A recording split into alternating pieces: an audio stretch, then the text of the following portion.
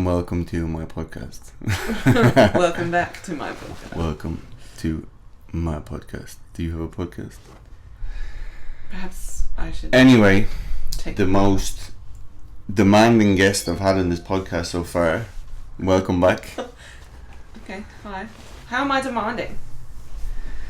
Glass of water, set this up. Can I have this pillow? Anyway, we're back. When did we do That's a very good question. the first episode? Was that like a weekend? 2 weeks? 3 weeks? Ago. No, into the prep. Yeah, which was 10 weeks ago. 10 weeks ago. And so, yeah, we said we would do this near the end. 3 weeks? 3 weeks left. 3 weeks to go. Now, it's not obviously like a bikini show. It's just a photo shoot which you wanted to do to tick that off your list. Is that right? Yep. As we discussed in the last one, yeah. What does that mean? Just get on with it. Get on with the show. Yeah, well. Now, for someone, obviously it's not any magic diet or whatever, it's a lot of stuff that we'll talk about. But there's some good things in the details that I think we could relay over to help people the hunger and appetite and sticking with their plan for someone who's tried different methods. Obviously, okay, calorie deficit is the main reason you lose fat, but it's not actually that's why it's not how you do it to be consistent long term. Anyway, there's definitely some nuances we can learn now from watching it, and you can let me know your thoughts. First of all, what's interesting is there's no like mince. There's no foods that are already. Now we obviously have to preference this and say, like, if you don't have the basics in check first, like you're getting proteins, veggies, good carbs, you're consistent that way. Don't worry too much about these details. But if you're someone who's, like, we can say, a seasoned dieter that's tried a lot and you're still maybe not 100% consistent, or you still fall off the wagon here and there, you're a bit more intermediate to advanced, then I think these details could definitely be helpful. There's no minced meat or.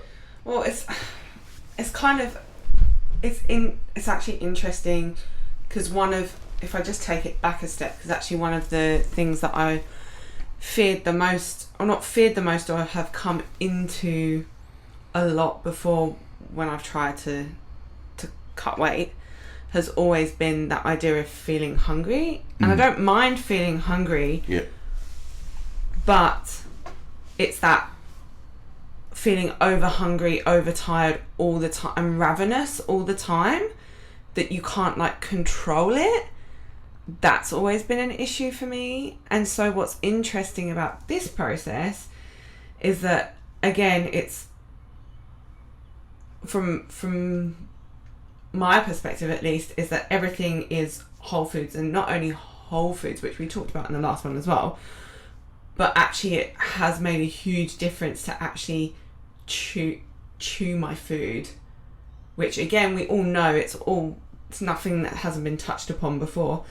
But taking that further into consideration, I guess, is this idea that you're not just eating things that are already not pre-digested. No. It's not pre-digested, right? But it's just it's still processed in some way.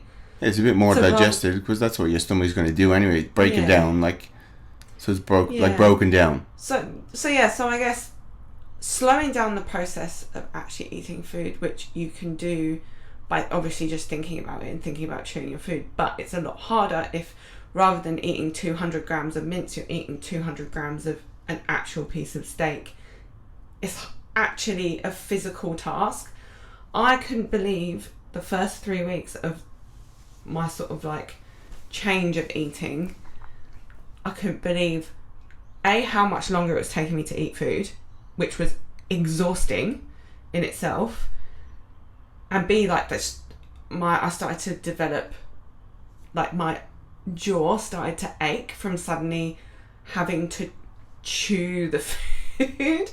So I guess that's interesting, right? It's like a combination of like thermogenic effect of food for starts, and then second, like the physical, and then third, just feeling full all the time. Yeah, and obviously to like preferences, when you're saying slowing down your food, that's obviously not going to happen if you're eating like really processed foods, because you're just going to wolf it down and it doesn't have any of the fibre, any of the bulk.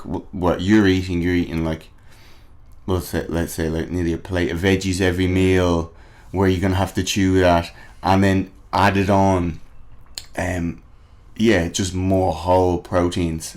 Which what's your like rate of time that you're going to eat? Probably 20-30 minutes sometimes? It takes me at least half an hour. Yeah. At least half an hour, 40 minutes. And that's like actually trying to get through it. So that's been a time challenge as well. And then, but then compare that to before, maybe when you were, say you're really hungry and then you go and eat, and then calories might be the same, but you go and wolf it down. And then what's going to happen, like you probably finish your meal 5 minutes, and then you're starving after, then you're looking for more food. Well, it's not even that you're starving, you just haven't, your brain hasn't caught up. It hasn't registered. You're like, oh, what can I have after? Whereas like, by the time I'm halfway through my meal, I'm like, oh, am I done? It's like what I think when I say, where like, oh, when you finish your meal, wait for another 10 minutes. Before, yeah. But that's obviously so hard to do, but I think this is a bit more practical thing, that if someone's in a deficit and the hunger and appetite is going up, okay, you might be covering the basics, but then within that meal with the same calories, with the exact same food, you could just have the more whole version of it. And then that's going to cause you to eat longer, and then eating longer is going to delay the signal to your brain, and then regulate your appetite and hunger better. And like, how have you found it? Yeah, it's been good. Well, it's been a completely different. Well, not completely different, but such a simple. I think what's baffling is such a simple, basic thing that I never even would have considered has made such a difference. Yeah. Like, has made the journey a lot easier. B, I guess, again, it's that a lot of people have a fear, right, when they're dieting or not a fear, but they're always hungry or waiting for the next meal, or there's this, oh, what can I have next? And then this sort of like binge restrict cycle. I physically don't have time to binge or restrict because first off, routine of meals, timings. Second off, 4 meals a day. Third off, the actual quality of the meals. So it's like, that's made a difference. And I still feel like sometimes it feels baffling to me that because I'm like, I'm eating so much, but I'm losing fat. And I think that's where people will say you give someone like food guidelines to say, okay, I want you to eat 3 meals. You may or may not have the calorie intake. Sometimes we just use like a portion guide, the meal, the palm sizes. And because they're feeling full, they're associating that with, they're going to gain weight. So they start to eat 3 meals a day with veggies and proteins and good carbs. And they're like, how am I going to lose weight here? I'm full. Whereas like, it's obviously not the case because of the reasons you said. Well, also for me at the beginning, the first 3 weeks, I gained scale weight. Because I increased my food and I increased my activity. So I felt like I was going backwards, but in actual fact, I was recomping. And hence she's there, Sean, who the fuck are you have to recommend? And I'm gaining weight, I'm not losing it. Which I had to be like, just stick with it, please. Stick with it. Well, yeah, so that's an interesting point, right? It's like, it's been a while since I've because that happened to me the first time I started eating properly. But then you kind of taper everything down and activity goes up, food gets less, and you forget that actually coming back up isn't always necessarily a bad thing. But that also actually made me think about you know, you see on Instagram or in general on sort of like Facebook and stuff, people talking about this idea of like, how does she eat so much food? Like, look at her scoffing down that much food. I barely eat anything. And I used to have that. I used to see other fitness people, bodybuilders, eat so much food, and I'm like, I don't know how you're eating that much food, because I moved a lot. My job was active. Yeah, but are you talking about food volume or calories? Like, no, I'm talking about food volume. Yeah, exactly. Yeah. But obviously, I always knew about food volume, but you don't actually know about food volume until you start doing something where you're very routine as well. And as in food volume, again, if you're not sure, it's just getting a lot of bulk foods in there that don't really contain a lot of calories. So, easy example, if you picture a plate of broccoli and then picture like a little chocolate biscuit, both being the same calories, but one you might be like, oh, jeez, I'm eating so much, whereas the other you just wolf down the same amount of calories. Which, if you look at like traditional bodybuilding, which people slag off, you're like, well, they're probably ahead of their time. If you think of the bodybuilders in Lewisham, where they're just eating rice, chicken and broccoli, contain little calories, but like fill you up. Yeah, it's not only that, but what was that? I can't even remember. I was on some bodybuilding page because I started looking at some stuff just out of interest. Fucking hey, who she follows does me head in. But it's interesting, okay? But if you think of it, bodybuilders are fat loss experts. Yeah.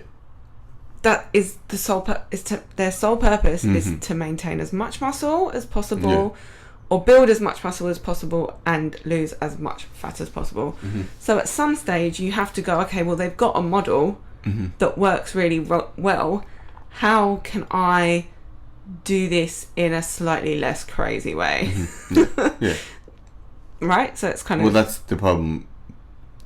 The problem with the bodybuilders then being as coaches to Gen Pop people is they take their extreme methods and then apply it to someone who's in a completely different position, not ready for that change. Whereas if you just took the guidelines of just eating food, lots of food volume if you can, and then you might transition someone's nutrition, I don't know, from like a fillet of fish at McDonald's all the way down to like maybe some barramundi now and again and some more veggies, and start to bulk up the meals without the calories. Like, I think it's just people get caught. They don't know how to transition the middle bit, and then the bodybuilder will like, well, this fucking person's not motivated, stuff him, and you work with motivated people. Yeah. Well, I think it's definitely for a certain type of person, because you start to add in all of the elements, like timings, protein spread out across the day, in between, like all of the science comes into it. They get very attached to it, and I think people... I had it at the beginning when I first started prepping my meals, and my mum was looking at me like I was crazy. We even had a conversation about it the other day where she was out with my grandma somewhere in Poland, and a guy comes into a restaurant. He's there with his mates, and he brings out a little carton, like a box, with his chicken and rice and broccoli. And my grandma in Poland, so my grandma's just looking at him like, what is this box? Like, what is going on here? And even mum was like, I mean, come on, don't take it to a cafe. But now, from my perspective, I'm like, yeah, no, I would do that. You understand. You understand why. And this cafe is like the most delicious Polish donuts as well. Oh, so like, it's the best. But maybe I wouldn't take chicken and veg to it. You might just eat it before. Yeah, like eat it before and then come for a coffee. Yeah, maybe that's better.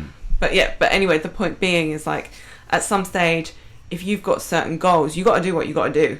And if that means turning down meeting up with friends, or if that means not turning down meeting out with friends, being like, hey guys, sorry, I'm eating out of this box, hope you don't mind, then you've got a goal, you've got shit to do. Yeah, if that is your limiting factor of socialising, but still socialising's good, you either have a choice, don't go out, or how can you figure out a plan? What versus what most people do and be like, oh, just fuck it, like I'm out, I'll start again on Monday, which you're obviously not going to get anywhere after a while if you have that mindset. Actually, that said, what's been interesting about also this prep is that although my calories are not low, but I guess my macros are different in the week to the weekend. So it's like I'll have higher carb and lower calories during the week. And I've got one day that's just a high fat day on a Sunday. But what's been nice about that is that I've got one day where I can eat a little bit more because it's higher fat, but I've been able to go out to a cafe and get brunch. So it has kind of felt a bit more like there's a bit of, it's not flexible, yeah. But it could be flexible if you wanted it to be, right? But the point of this prep for me wasn't to be flexible, but it still allowed me to be social. Yeah, yeah. Like I still met up with a few friends, had a brunch, yeah, and didn't feel bad about it. And again, to be said, like, this is the more extreme end of fat loss, where it's like, okay, I need to be lean for this date. I also don't want to stuff myself up, so I'm doing it in a nice, sustainable way.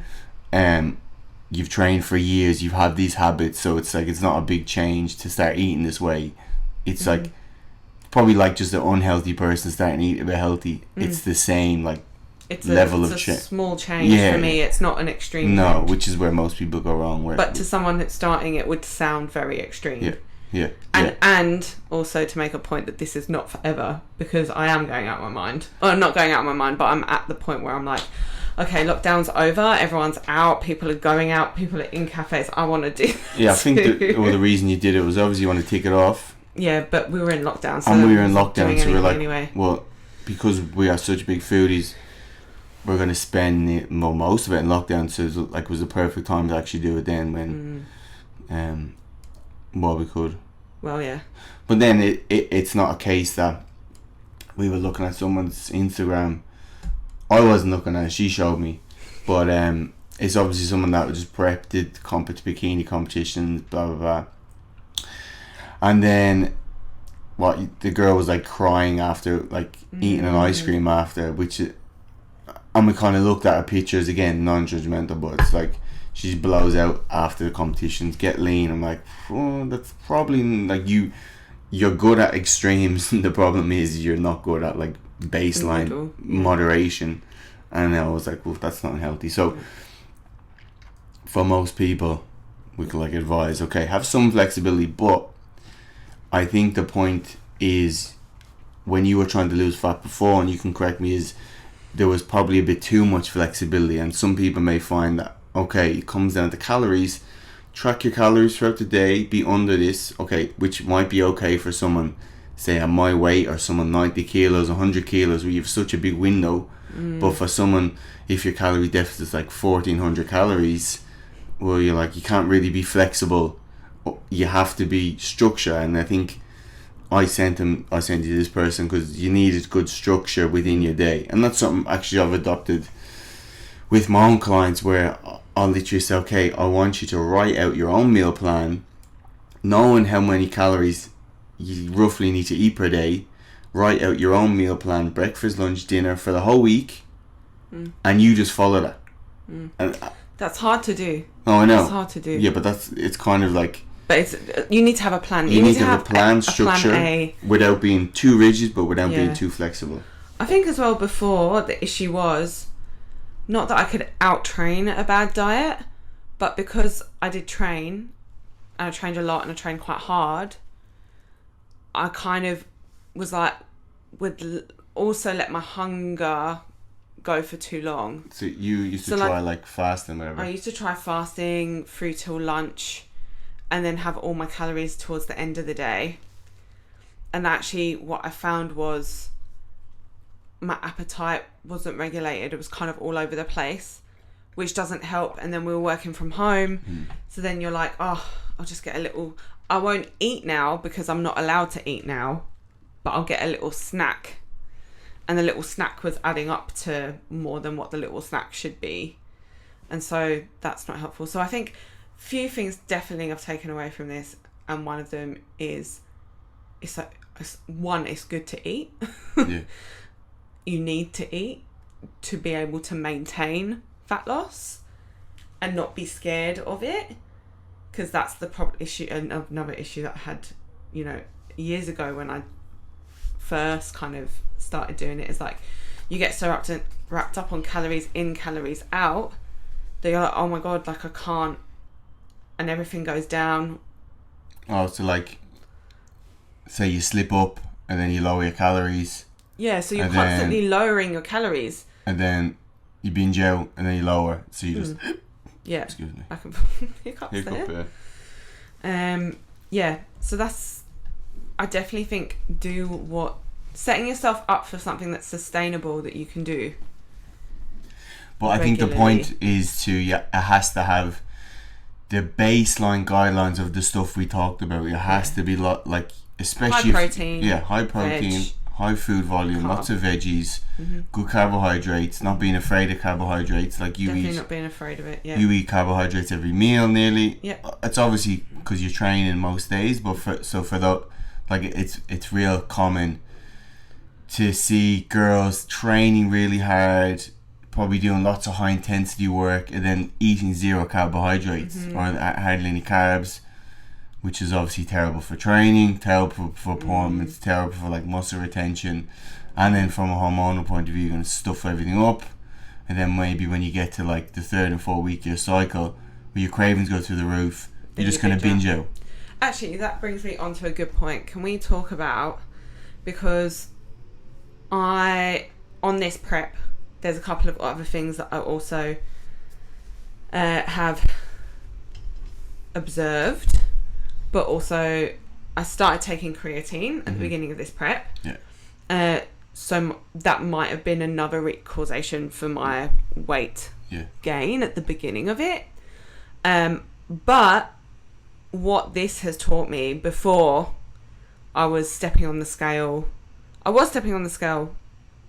my last sort of diet with like a few years ago, but this is the first time I've had skin folds done, and obviously the skin folds I've only had done the last 4 weeks because we've been out of lockdown.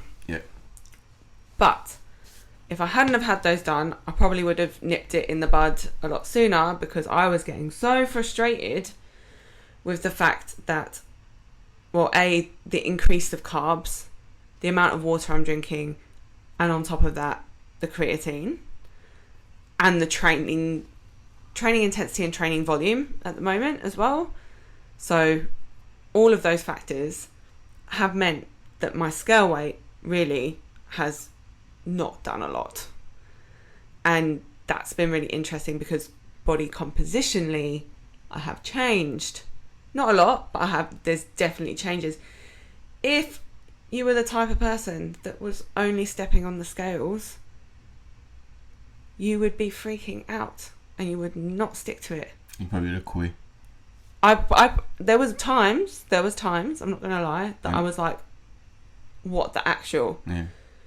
And it's a combination of like, my body is particularly fluctuant with water, more so than anyone I know. But on top of that, you just wouldn't know if you didn't. I'm taking photos every week, and then now the skin fold test as well. But even as you said, like, we obviously encourage people to take photos, but like, even the photos are you're not. Yeah, but you're not. It's very hard to see a week to week photo change, even sometimes like a month to month. It's more of a case that it's like 3 and 4 months, okay, maybe, but what we're talking about is you need something to keep you in the game long enough. Something that I've just used with people is like, just obviously take a pair of jeans at the start that may be too tight. You might do the same with it, like, I don't know, top, because obviously people lose fat differently as well. Something that doesn't stretch. But that said, I'm now even noticing a difference on my workout gear that stretches, like it's looser. Yeah, but we've been, what? But this is 10 weeks or something like. This is week 14. Yeah. People normally give up before the 14. Before that. Yeah. But if anyone's interested, I will at some stage post the progress pictures, or a few progress pictures, so you can maybe see week to week. Yeah. How you can't see any changes. And then, but actually if you compare from the beginning to the end, it's quite a big change. But you wouldn't know that unless you're Yeah, well, it's kind of a case that, like, I forget who was saying it, but if you're doing something and you're not getting any dopamine release, like reinforcement, your brain's just going to be like, well, why am I doing this? It's just a pointless task. Like, you need some kind of reinforcement that you're on the right track. Well, and also especially towards the longer you go, because the more, well, at the moment for me in this process, definitely the more I'm doing and the more fatigued I am. So there's times where I'm just there and I'm like, what the I'm doing? Like, I'm just so tired. Like, I'm not even mentally tired. My body's tired. Yeah. So you're like, why? It's a lot of long-term gratification. Yeah. It's hard. That's hard in the moment. It's hard in the moment. Yeah, I know. I'm there. I'm the only one there. You're actually not there. I am there. You're actually not. I am there. You're not there. A lot of tears. There hasn't been that many. In comparison to last time, there's not been. There's been one and in a maximum volume week where I was fried by the end of it. It does help someone else is coaching you, not me. Yeah, but someone was coaching me on the last one. No, because when your weight goes up and then I'm like, oh, it's going to drop, you say, well, you have to say that. You're my boyfriend. You're a useless trainer. In fairness. Who pays you? He does bear the brunt of it. Someone has to. Okay. You keep saying you're going to post on Instagram as well. When are you going to post? Because this is going to go... I will. When? I'm just not good with the photo things. Do you know what I mean? I'm going to try. Some of the garbage that you show me, that you follow... Oh, stop it. And stop it. It's like, just post something. That's better than a lot of that stuff you post. Anyway, back to the thing. I have a question for you. What? Do you know how this works? Yeah, but I'm mixing it up. I'm making it interesting. Go on. What? First off, watching me do the prep, what for you has been the most interesting? Well, even listening to Rawdon the first time he did consultation, like, I'm obviously talking about routines, habits, psychology, but like just something that he reinforced is when he first sat down with you. And again, you're obviously trying to mix this with people's lives, but as a guideline, like he wants you to train at the same time every day, do your steps at the same time every day, eat at the same time every day, kind of like Groundhog Day. Mm-hmm. And people might want to hear that, but for something to be a routine, that's like, you have to do stuff at the same time, similar time. It takes the thought process out of it. Well, yeah. So the times when you're feeling a bit lazy, you don't want to do it. Yeah. It's like, well, it's scheduled. If I don't do it now, yeah. So even like everything will run into each other, and I'll be screwed. Your laptop gets all the notifications. I didn't get that. Could you try again? Siri's listening. She's listening, guys. So yeah, you schedule it obviously in your calendar. Okay, and that's big for people because like, what do people say? Oh, I was too busy for lunch. I get there's times where people are busy, but I forgot to eat, and then suddenly it's just lead to disaster in the afternoon or night time. You're gonna undo your whole day. So actually having that there, conscious reminders as much as possible to eat. We even got, like, my mum, the apple water thing, because she's brutal at drinking water, and the thing just flashes, and you just need something to consciously tell you to do the habit, and then after a while it'll become more habitual. So you do your steps at the same time every day. Even what you're saying today is like, if you don't get out first thing, if you sit down and go on the laptop, like, now suddenly your routine's out, and then the whole day is kind of screwed. Like, well, it's more as well at the moment, in fairness, because my output with activity is so high, and I am on lower calories because I'm in the last 3 weeks, so we're kind of pushing the boundaries a little bit more. It's like, if I even stop to think about it, I grind to a halt, and it's so hard to get yourself going again. So like, it's all right in the week as well, because it's like, well, got clients or we've got work to do, so I know I need to get things done. But especially Saturday, Sunday, where things are a bit slower, I'm like, oh, I've got a little bit more time, and then suddenly a little bit more time turns into 7 o'clock at night. Shit, I've still got X amount. I should have gone for my walk earlier. And so that becomes problematic. And when your output's so high and you have to think about it, it becomes stressful. And that's when you're so fatigued, like your body wants to conserve energy. So if you don't habitually do that walk, but one thing, even within that, what we were saying, little hacks to kind of make that a bit easier. You're obviously talking about walking yourself versus walking with a friend, and you were saying how much easier that is, like from the social point of view, to have someone there from that you have to go, like you have a purpose to be there, and this socializing is obviously great, and then how quick that goes, like well it's a lot easier if you're doing it with someone. So if you can arrange to meet someone at a class, at the gym, for a walk, whatever it is that you're doing, it's like you're no longer just accountable to yourself, you're accountable to someone else. So that's one.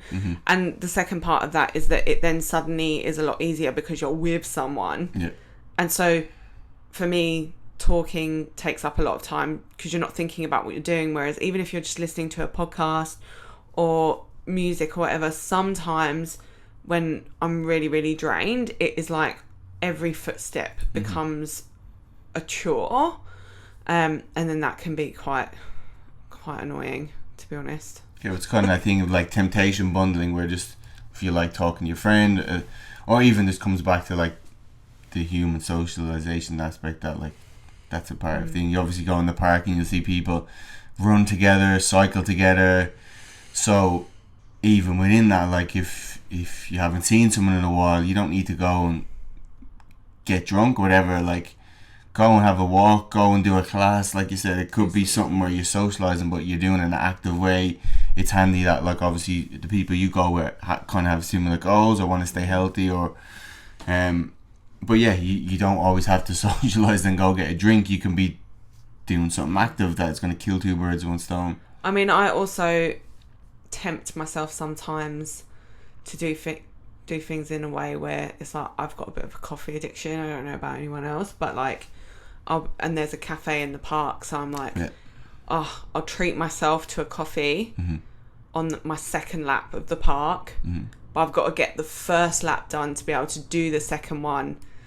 And then on the second one it feels a bit nice because you've got your coffee, so you're kind of like, okay, well this is also giving me a little bit of a kick up the bum. But then that doesn't work always. Because sometimes I've already had a coffee, and if I have like 5 coffees, then I grind to a halt. An anxious halt.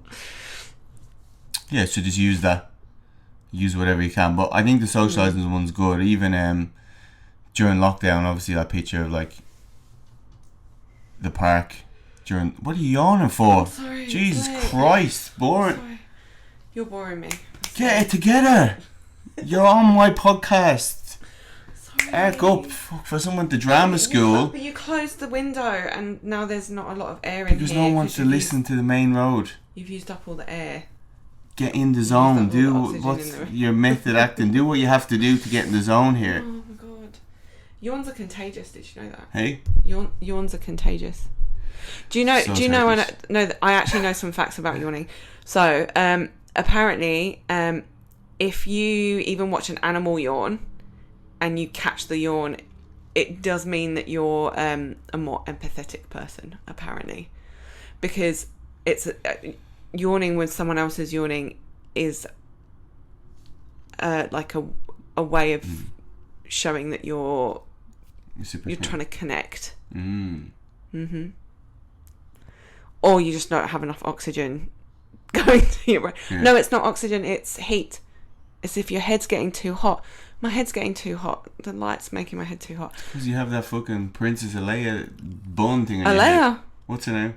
I didn't watch Star Trek or Star Wars, whatever the fuck. This is not her hairstyle. Get it right. What is it? Get it right. This is not... She has the 2 side butts. She has the, like, this thing. She has earphones. Yeah, you've basically got a Princess Leia situation going on right now. She's two fucking... What are them pastries called? What a Danish. You worked on today. You worked on Star Wars, didn't you? Do you want to tell us about that? No, I don't. Why not? Surely that's your claim to fame for No. any of the like geeks watching. No. I did. I worked on a X-wing fighter pilot. Yeah. For a production of Star Wars. Yeah, it's good. It's just something to be proud of, no? Yeah, it was. Oh, it was the most awesome job. It was so much fun. Yeah. So much fun. Back in the You days. should have robbed something, a bit of merchandise. Would have been. I was making it. What do you mean, robbed it? I was being paid to make it, not to rob it. Yeah, but surely if you took something, it'd be worth a bit. Well, not really. You'd need to take the whole thing. Yeah. You can't just be like, oh, here's a bit of Where did they put it now? polystyrene that Where did was they put it on now? an X-wing. I think they destroyed it. Yeah. Yeah, it was a prop. What did they do with all those costumes? Oh, I don't know. You'd have to ask. We'll find out. Oh, hang on. Let me just. Hey Siri. She was listening a minute ago. Now she's stopped. One question I did have for you is, what movies did you watch growing up? Because like I make all these really good movie references, and you have not a clue about any of them. Well, that's because your perception of what is good and my perception of what is good are two very, very different I know things. where my phone is, but I want to name a few movies, and you can just No. We'll come back to the other stuff after. Just listen to me. The Mask. No, what? It's gonna be the end of the relationship by this episode. Flubber. What? No. Robin Williams. Yeah, I don't think I've ever. Do you know? I actually don't think I've ever watched it. I think both of those films I've watched pieces of because they've always been on in the afternoon. You know, like Channel 4 afternoon Yeah, because they're afternoon they're movies. No, it's because they're so shit, and even old people can't watch them because they fall asleep during them. No. Yes. They're put on to make people fall asleep to after they've had their afternoon tea and biscuit. They're literally made to numb people's minds. Alright, hold on. Oh, here we go. I love that you have to use a phone to name your movies. That's cheating. Classic 90s movies. It's cheating. Men in Black. Yeah, I've watched Men in Black. What planet do you think I've come from? Why do you need 10 a phone? Things I Hate About You. Yeah, I've seen that film. You haven't seen the How to Lose a Guy in 10 Days? No, I hadn't seen that, no. I watched that recently, though. My Girl. Yeah, no, I've not seen that. Oh my god. These are all rom-coms, Sean. No, they're classics. They're romantic comedies. Have you got something you need to tell us?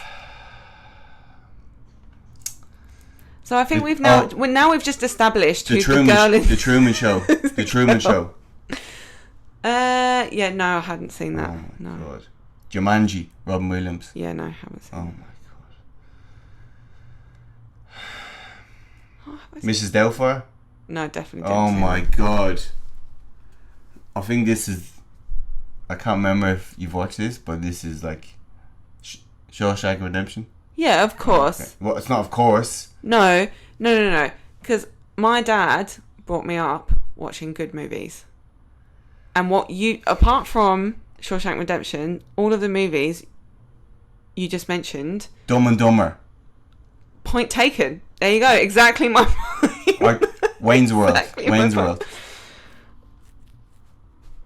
You're just digging Groundhog Day. You're literally digging yourself into a hole. Groundhog Day. Keep going, babe. Keep going. Go on. Home Alone. I'll keep digging. Oh my god, that's it. I can't go on. You haven't seen Home Alone? I mean, I think I've seen it probably... Forrest Gump.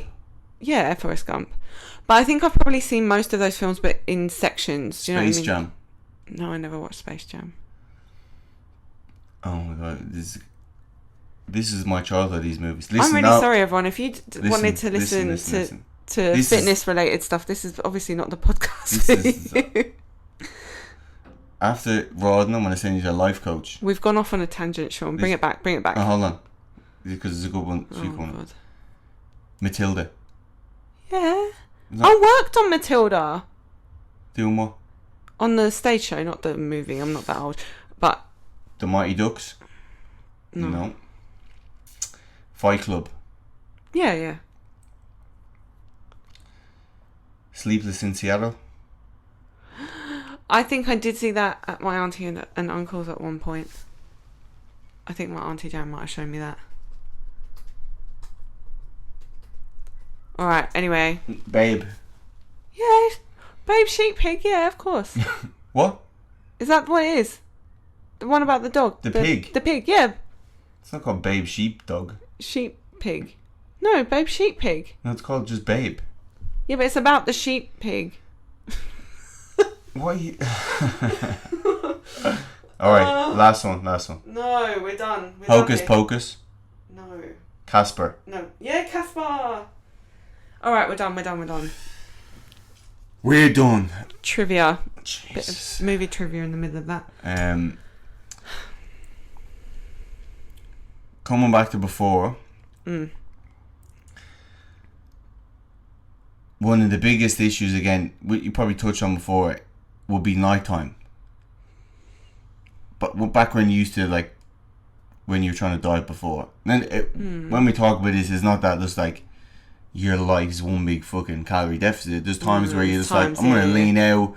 There's times where you might go away where, okay, I'm going to maintain. My goal is to maintain, or even if I'm slightly in a surplus, I'm going to weight train. I might build some muscle. So it's not, we want to make sure I'm not painting as like some diet. Yeah, I'm just like constantly on the diet. Celery the whole time on the stepper.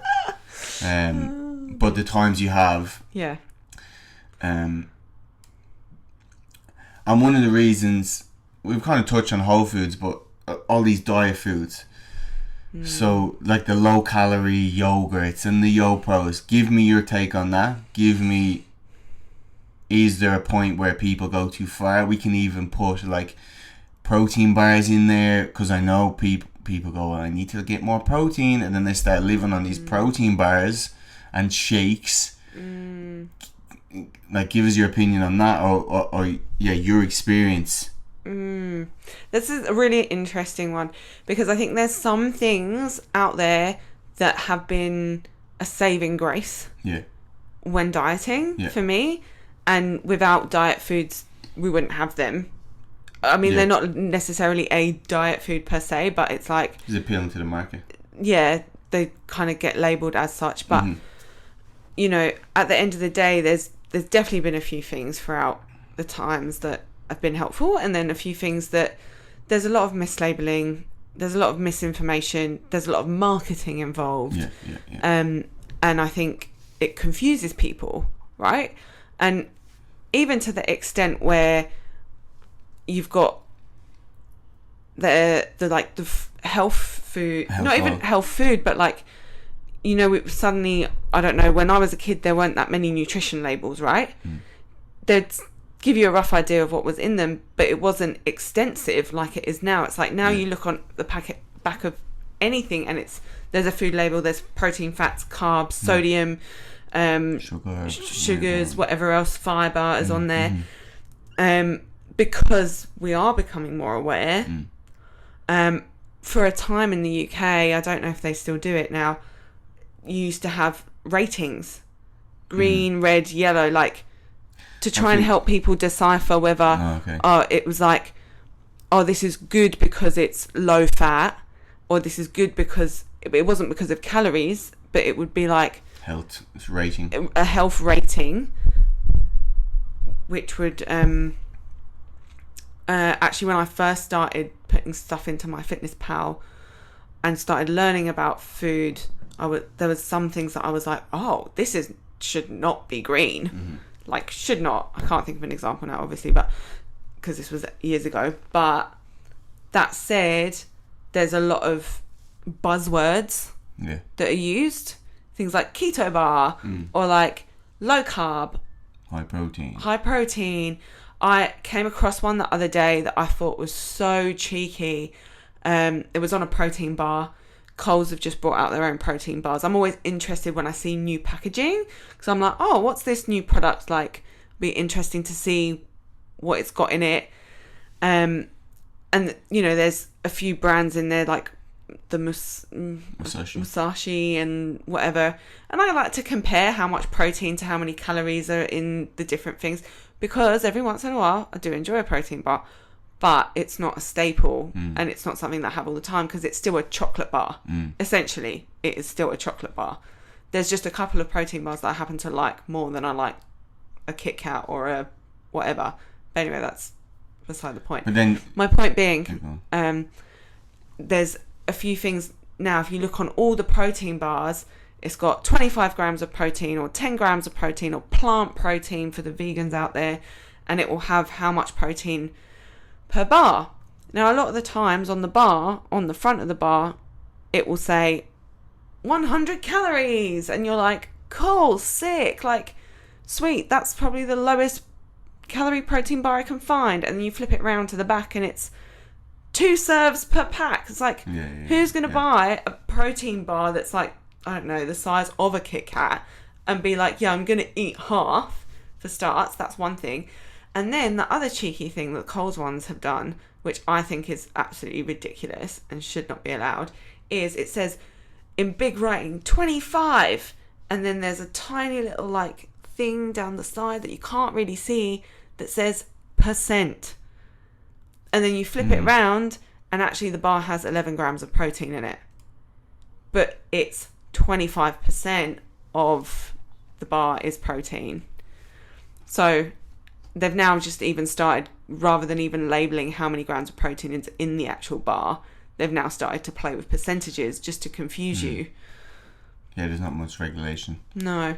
So I guess that's my thing with diet foods. It's like, if you know how many calories are in it, it fits into your... Yeah, okay, but what I'm saying is, I've known people, women especially, because they try to go, okay, I need more protein, right incentive, but then we'll just live on protein bars all day. Like, just get loads of protein bars and just eat them, just drink coffee, like no real foods, and then obviously towards the end of the week you binge out. What you're saying is like, maybe if you have the choice between chocolate bar and a protein bar, maybe it will fill you up a little bit more, maybe it won't. Maybe you might just have the chocolate bar if it's even around calories. Yeah. Like, and most of the time they are the same. Yeah. If not, sometimes if I want a chocolate or I want something like a bit of a guilty pleasure, I guess, like I'll go for like what are they called, the little happy hippos, the Ferrero Rocher happy hippos, or a Freddo or whatever, because it's like, it's actually less calories than a protein bar, and I know I've got enough protein in my diet through Whole Foods throughout the day that I'm not trying to top up my protein. Yeah, well, that's what I was gonna say. If someone eats a meal and was like, well, I need to hit more protein, I'll have a protein bar for my dessert, that's good as well. Like, that's fine as well. What I'm saying, we're talking about having don't replace everything. Well, that's what people do. They replace the meal with the protein bar. Yeah, okay. And then we might have a protein bar, and then I don't know what other kind of low-cal diet food there is, and then that's their meal, and suddenly they're ravenous and they're going to binge out. Well, that comes back to what we were talking about at the beginning, really, where it's like managing your appetite, not only with food timings but food choices. Eating proper meals is going to stop you from just wanting to pick all the time, or wanting maybe to eat 5 protein bars a day. And so suddenly you might have a protein bar, you might have a chocolate, you might have whatever, but it will be like once, twice a week versus every day. Yeah. And well, that comes back to people having no structure and just going, I'm going to eat less calories, I'm going to do a calorie deficit on MyFitnessPal, and then they're just going around picking during the day. What we're saying is you need to have a set structure of meals and stick to that most of the time. If you're like Louise and you tried intermittent fasting before, that didn't work, don't do that. Eat 3 meals per day. Always recommend for most people, start at 3 meals, and then if you may go to 2, you may go to 4, and then just play around with from there. But that has to be your meal structure, getting whole source of protein, veggies and carbs in each of those. I also think it's like, well, it's not just about, and we talk about this all the time, it's not just about fat loss. Because it's like, well, the outcome of what you're trying to achieve, on the most part, I would hope, is a compositionally better body. To look better. A healthy looking body. The majority of people that ask me, oh my God, what do you do? They're coming to me because hopefully it's because I look healthy, not because I look skinny or I seem to have lost weight. It's like, actually, you look at a lot of people, and I get this. There was a friend of mine, a guy, who when I used to work at this smoothie, like health food smoothie kind of Bondi Beach kind of place, and he was really into keto. He was really into intermittent fasting.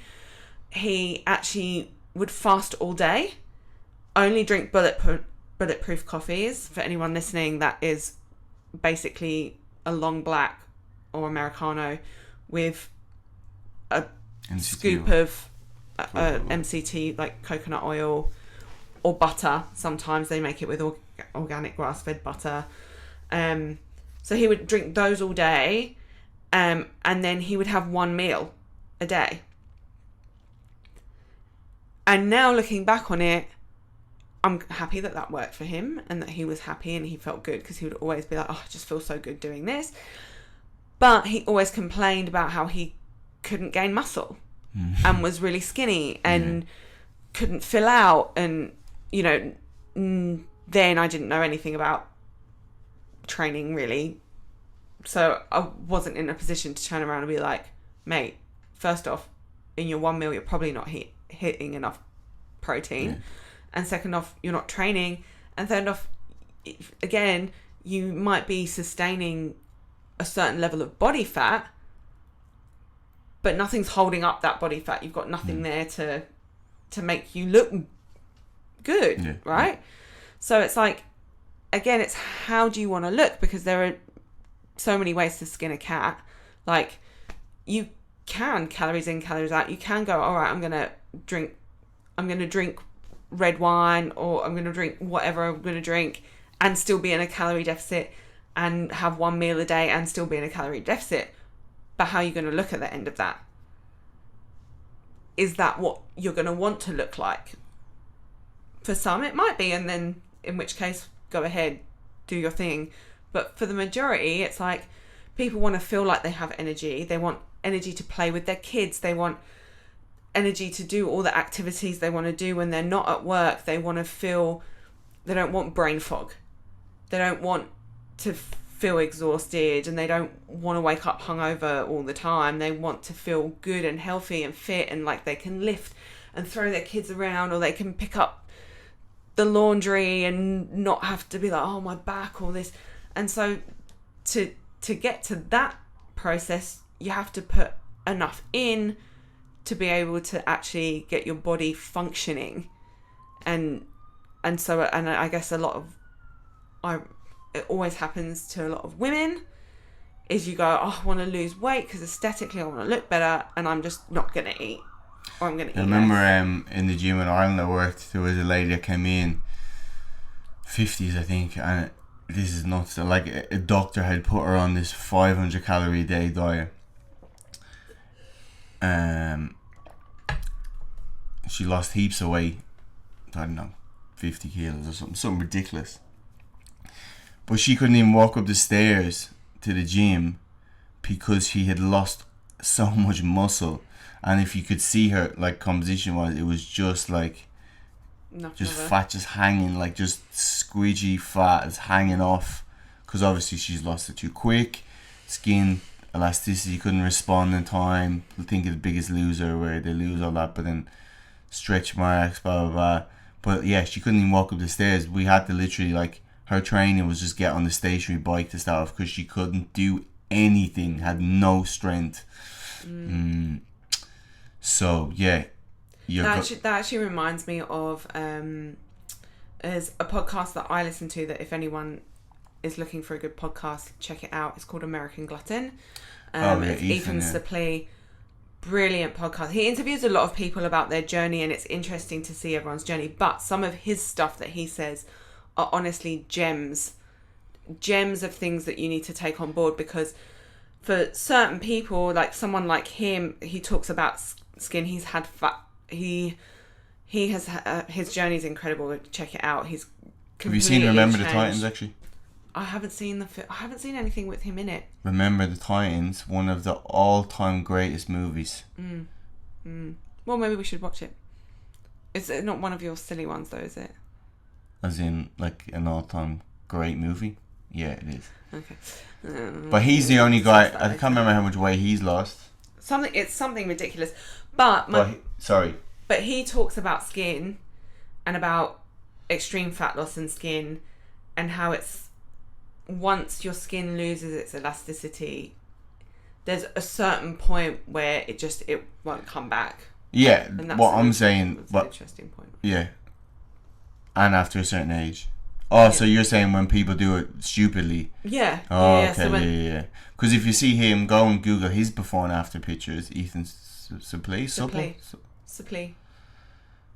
I'm gonna say Supple. It's Suplee. But I think he's the only celebrity that has lost weight. Like he trained with Renaissance periodization. Yeah. Dr. Mike. He's done it super sustainably. Yeah, but he hired one of they're like the best, they're industry leading nutrition coaches. Yes. And so the way he did it, lost, I don't know, 10% of his body weight, maintenance phase. Hang there for a few weeks, fat loss, maintenance. He's lost weight over like 4 years, put in obviously weight training the whole time, a few times a week, enough protein, enough food. But he has had skin removal surgery. Yeah, but because people the amount of... Yeah, but for people, that scale, after a certain point, like his arms are jacked, you could never tell, but it's just when it gets to the stomach. Yeah, the problem is that you'd have to get a little nip and tuck. Yeah. But he looks great. Yeah. But he's done it the only way. But one of my favourite things that he's ever said that I always take away is, because even though nothing that I've ever done has been extreme, it is something that I always have to think about, or I always have to... But not a battle with makes it sound like a battle. There's been times it has felt like a battle, but what I'm trying to say is that for some people it's not, and I'm definitely one of these people where it's like it's something I prioritize and I have to think about, because if I didn't think about it, the consequences would be big. It's like Shani. She's like, does this shit ever end? Like, because she's like, but you just have to be conscious the whole time. But again, a lot of people, I think and I got caught up with this thing at one point where I was like, fuck, I'm always going to have this issue. It's always going to be an issue. And then I think I listened to that podcast and he says that, he's like, there are some things that it's your thing and you have to think about it, but it gets easier. But he kind of compared it to like, because I think he was addicted to maybe alcohol or drugs or something. He's in therapy for something, but he says, it's the same. It's a very similar thing where it's like there isn't a day where I don't have to pull myself back, or I don't have to think about some element of what I'm doing when it comes to food. I think he describe it like the fat person always wants to come out and I just have to keep him in there, like something like that. Yeah. I don't know. He's always trying to get out. Yeah. But it's interesting. It's interesting to, if you think of even that long term, that it's like, okay, well, it's okay. It's okay that it's not a struggle. It's just something I have to be aware of. Yeah. It makes it easier. That's why it does our head in when we get people, whether they lose weight and then they think they can do it themselves completely, and then they just go away from every single habit that's got them there. And then they text you again in a few months or a year, hey, I'm back at the start, and you're like, fuck me in hell. Yeah. Like, there's no it's not a depressing thing to say there's no finish line, because your habits get easier, and it's hard work for a good reward. But I think the point he's making the point that I'm making, and kind of what you're saying, is that it's like anything you do, if you've decided to change and make this lifestyle change, it's a change. It's not, I'm going to do this for a bit. Like what I'm doing at the moment is I'm going to do this for a bit because it's not in any way, shape or form sustainable long term. But if you're looking to lose weight and you want to keep it off and you don't want to keep yo-yo dieting, right? Then you have to build a structure and a routine, or whatever it is that you do. It has to be sustainable for you long term. It has to be, okay, well, this is something that I'm going to prioritize and I'm going to do. Yeah. Because otherwise it's not going to stick. To cement that, I think we put on a post on a Live Long page. Go and follow it if you haven't. I think it said like accountability is the glue that holds your habits together. Something like that. Have you found being accountable to someone? You go in on Friday, you do your skin folds, you check up. Absolutely. But even you were talking about just hiring a coach to keep you during the maintenance phase when you're trying to maintain those habits. How important that is what people don't think about. Like, yeah, definitely. I couldn't have done this without a coach. Yeah, definitely. If only there was a good trainer that lived here. Yeah, but you're too close to me. You're too easy for me to be like, oh, please. And you're like, oh, go on then. The thing is, I just don't have enough respect for you. What's you said one of the best things Ethan said. What's the best thing I've ever said? Pending. Pending. That is still pending. Like your I'm still waiting. What, like my relationship status? Yeah. You are still pending. That is also pending. That is a cross for you in this criteria. How long have we've been waffling on for ages, Sean? We should let these people live their life. All right. There you go. Sorry, I have no idea how long that was. So what are you saying sorry for?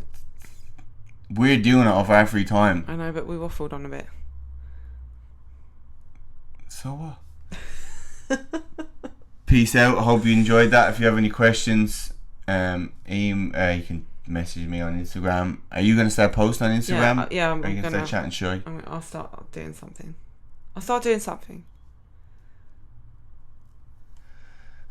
If someone wants to see something, maybe just let me know and I'll post something. No, copy the horrendous people that you follow on Instagram who have zero idea. Oh, here, listen.